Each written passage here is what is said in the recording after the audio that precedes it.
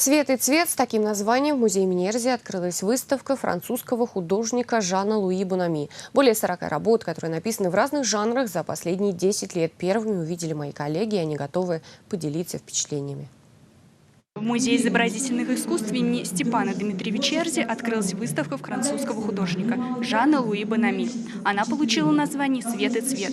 Здесь собралось много народу, чтобы увидеть почти полусотни работ французского мастера. Французский взгляд на русскую культуру. Именно так видит заграничный художник Жан Луи Бонами русские просторы.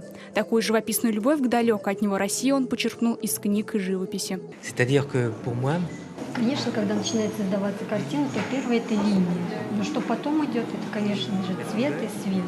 Почему выбрано еще это название для выставки именно в России? Потому что это такая небольшая игра слов. Да? Цвет, свет. По-французски эти слова звучат по-разному совершенно, а по-русски они похожи, они перекликаются.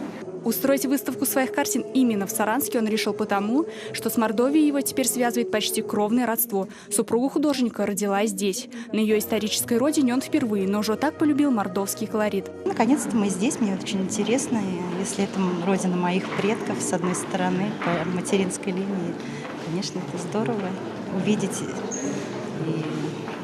прикоснуться к истории, можно сказать. Яркие краски, народные мотивы с творческим подходом, но без вымысла. Он художник, он так видит. У Жана Луи Бонами есть одна русская мечта – прокатиться зимой на тройке лошадей с бубенцами, как в русских народных сказках. Возможно, тогда этот влюбленный в широкую страну француз поймет и загадочную русскую душу. Валентина Руйна, Александр Данилов. Наши новости.